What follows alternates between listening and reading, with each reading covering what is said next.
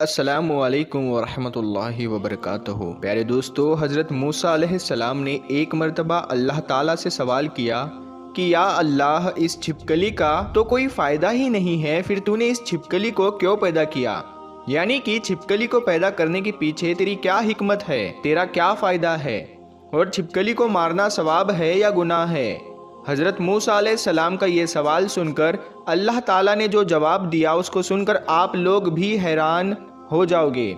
इसीलिए आज की ये वीडियो आप लोगों के लिए बहुत ही ख़ास है, आप इसे आखिर तक ज़रूर देखें और अगर आपको अच्छा लगे तो दिल से एक लाइक करके अपने दोस्तों में ज़रूर शेयर करें। प्यारे दोस्तों, अगर हम अपनी रोज़मर्रा की ज़िंदगी पर गौर व फिक्र करें तो हमें इस दुनिया में बहुत सी ऐसी चीज़ें देखने को मिलती है जो हमें बिल्कुल भी बेफ़ायदा लगती है, या फिर किसी ऐसी चीज़ से हमें तकलीफ़ पहुंचती है तो हमें लगता है कि ये तो बिल्कुल बेकार चीज़ है और हम ये सोचते हैं कि इसको अल्लाह ताला ने क्यों पैदा फरमाया है। मगर याद रखें दोस्तों, अल्लाह ताला ने इस कायनात की कोई भी ऐसी चीज़ बेफ़ायदा या बेकार में नहीं पैदा फरमाई। इस बात को हम इंसान कभी जान नहीं सकते हैं कि अल्लाह ताला ने किस चीज़ को क्यों पैदा फरमाया है, मगर अल्लाह पाक हर चीज़ के बारे में बेहतर जानने वाला है।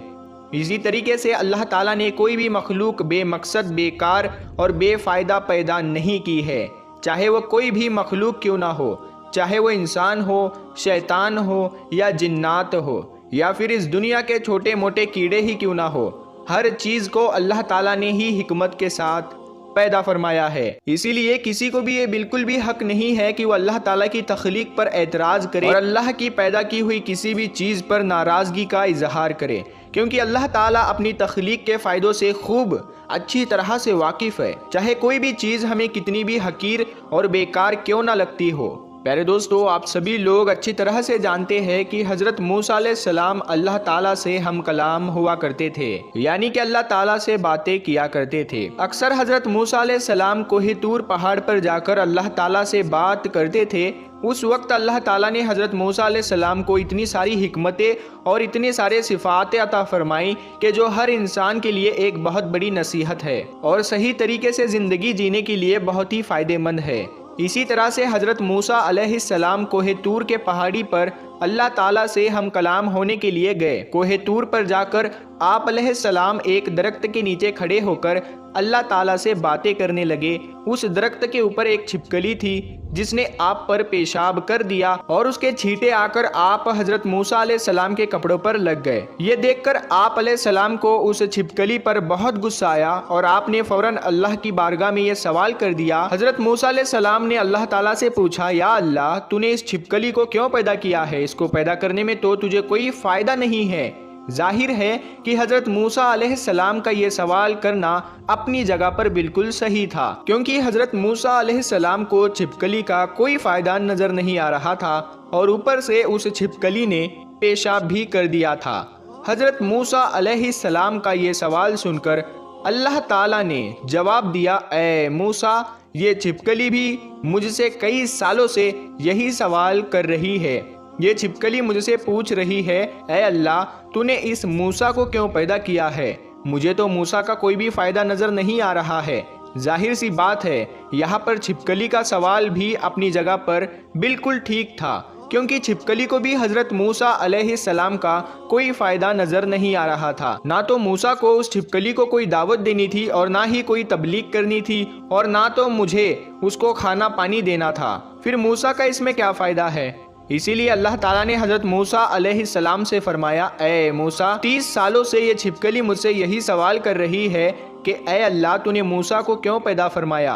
और अल्लाह ताला ने हज़रत मूसा अलैहिस्सलाम से फरमाया, ए मूसा, आज तुम मुझसे ये पूछ रहे हो कि मैंने इस छिपकली को क्यों पैदा फरमाया। ए मूसा, ये तो तुम्हारा रब ही जानता है, यानी मैं ही बेहतर जानता हूँ कि मैंने इस छिपकली को किस मकसद के साथ में पैदा किया है और मैंने तुम्हें किस मकसद के साथ पैदा फरमाया है।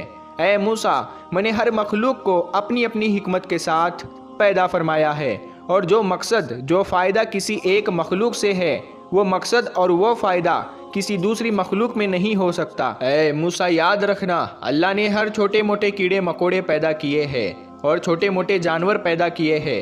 ये अपनी अपनी अलग हिकमत है, ये अपना अपना एक अलग मकसद है। प्यारे दोस्तों, फिर हज़रत मूसा अलैहिस्सलाम के दौर में ही एक बनी इसराइल की औरत आप अलैहिस्सलाम की बारगाह में आई और सवाल करने लगी, ऐ अल्लाह के नबी, अल्लाह ने छिपकली को क्यों पैदा किया है? ये तो किसी भी काम की नहीं है। ये देखने में भी कितनी बदसूरत दिखती है। इसकी शक्ल सूरत भी ऐसी है कि हमें इसको देखकर डर लगता है।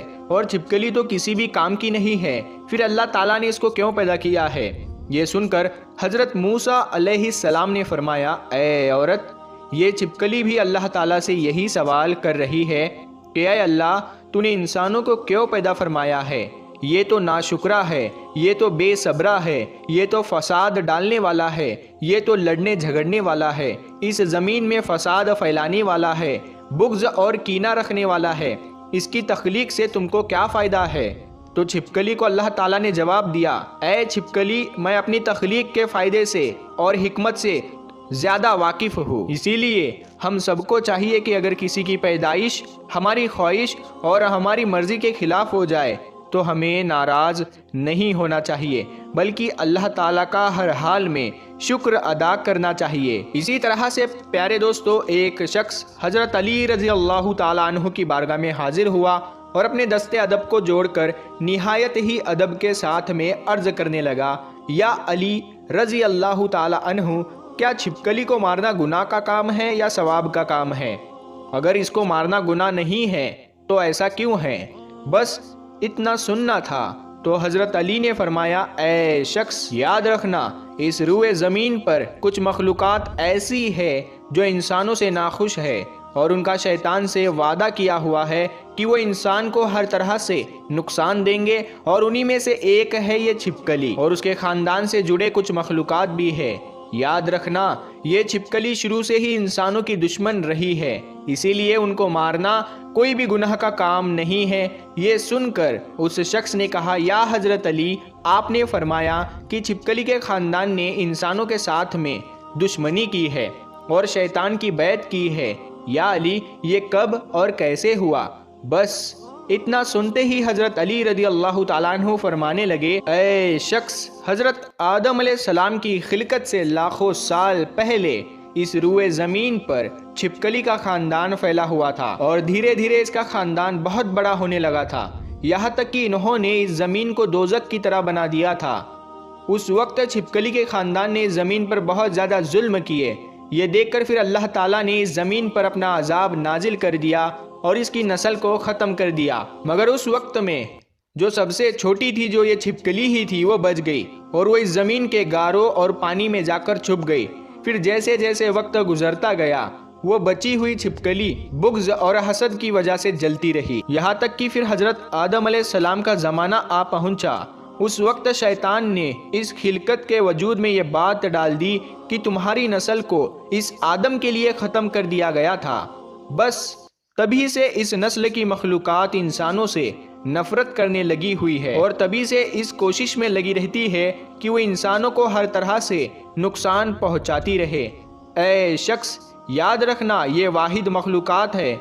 जब नमरूद ने अल्लाह के नबी हज़रत इब्राहीम अलैहिस्सलाम को आग में डालने का इरादा किया, मगर ये छिपकली खुश होकर उस आग को भड़का रही थी ताकि नुकसान पहुँचे, और तभी से अल्लाह ने इस छिपकली पर और तभी से इसको मारने और इसको अपने घर से भगा देना कोई भी गुनाह का काम नहीं है, बल्कि ऐसा करने में अल्लाह ताला ने सवाब रखा हुआ है। प्यारे दोस्तों, उम्मीद करते हैं आपको हमारा आज का ये वीडियो बहुत अच्छा लगा होगा। अगर आपको ये वीडियो पसंद है तो आप हर बार की तरह इस वीडियो को अपने दोस्तों में शेयर करें और इस वीडियो को लाइक करें, और अभी तक आपने हमारे चैनल को सब्सक्राइब नहीं किया है तो हमारे नूर हदीस यूट्यूब चैनल को ज़रूर सब्सक्राइब करें। हम मिलते हैं फिर एक नई वीडियो के साथ, तब तक के लिए अस्सलामु अलैकुम। अल्लाह।